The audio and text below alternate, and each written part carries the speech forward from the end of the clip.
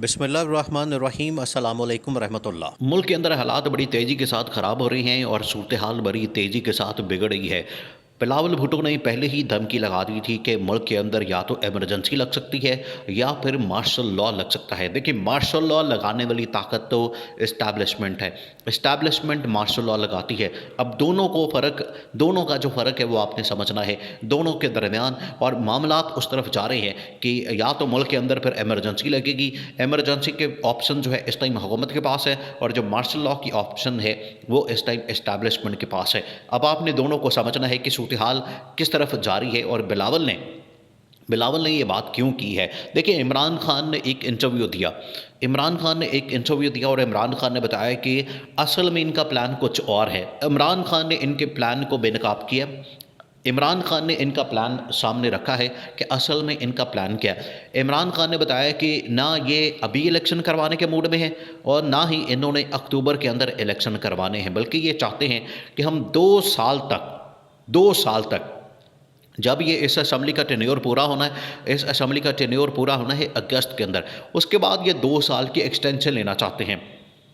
2 साल की एक्सटेंशन लेके ये मज़ीद 2 साल तक रहना चाहते हैं।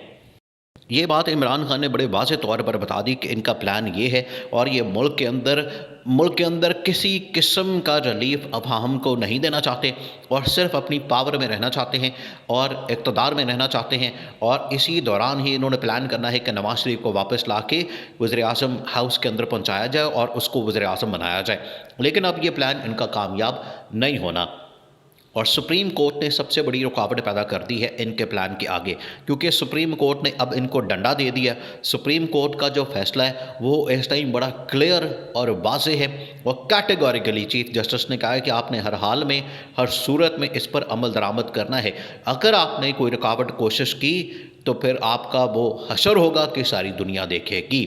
अब ये चीफ जस्टिस ने बड़ा वाज़ेह बता दिया है। अब आपने सिनारियो ये देखें, इस टाइम जो सुप्रीम कोर्ट का फैसला है, अगर उसके ऊपर अमल दरामद नहीं होता, उससे बचने के लिए इस टाइम 2-3 ऑप्शन डिस्कस किए गए। ये जो कैबिनेट मीटिंग हुई है, फैसला आने के फौरी बाद ये जो कैबिनेट मीटिंग हुई है उसमें 3-4 ऑप्शन डिस्कस की गई हैं। एक तो ये कि इस फैसले को हमने मानना नहीं है और इस फैसले को मानना तो नहीं है, ये बात तो साबित हो गई। लेकिन अब करना क्या? इन्होंने करना ये है कि तीनों जजेस के ख़िलाफ़ रेफरेंस देना है और मुल्क के अंदर इमरजेंसी भी नाफिज करनी है।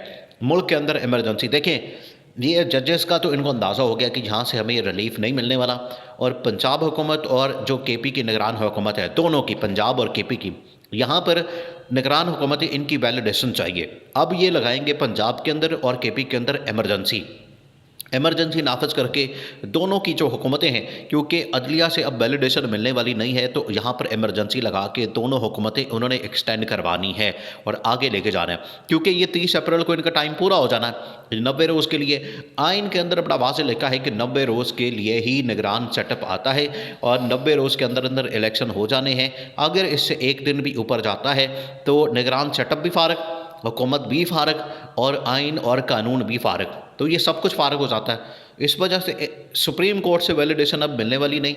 इनका ये प्लान ज़रूर है कि वहाँ से अगर वैलिडेशन मिल जाती है तो ठीक है, नहीं तो हम पंजाब और केपी के अंदर इमरजेंसी नाफिज कर देंगे। तो वैलिडेशन लेने के लिए इन्होंने ये प्लान किया है कि हमने अपनी मर्ज़ी का चीफ जस्टिस लाना है, इनको रेफरेंस ला के फ़ारिग कर देना है। उतनी देर में एक ऐसा सेटअप आ जाएगा जहां से हम अपनी मर्ज़ी के फ़ैसले ले लेंगे और उसके अंदर जस्टिस काजी को ये डालना चाहते हैं सुप्रीम कोर्ट के अंदर चीफ जस्टिस के तौर पर, और वहां से वैलिडेशन लेके पंजाब और केपी को एक्सटेंड करवा लेंगे। बाद में अपना भी एक्सटेंशन दिलवा लेंगे अगस्त के बाद।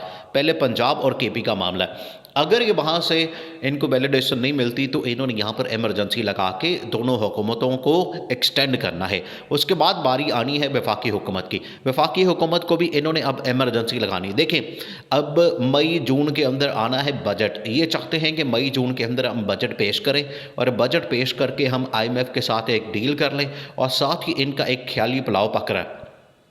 वो ख्याली पुलाव क्या?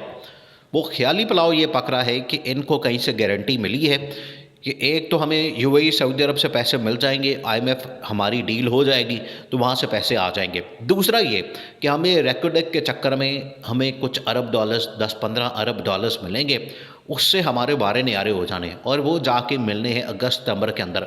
अगस्त सितंबर के अंदर जब ये इनको उम्मीद है, ये ख्याली पुलाव पका रहे हैं हुकूमत, शहबाज शरीफ और बाकी तमाम लोग, उसको इन्फॉर्मेशन ये पहुंचाई गई है, ब्रीफिंग मिली है कि हम ये रेकडेक के जो पैसे हैं 15-20 अरब डॉलर्स ये निकाल लेंगे, उसके बाद हमारा वारे न्यारे हो जाने, इकॉनमी बेहतर हो जानी है, इमरान खान को पकड़ के अंदर डाल देंगे और उसके बाद हम अकेले ही हुकूमत करेंगे और अगले 2 साल तक हम एक्सटेंशन दिलवा लेंगे।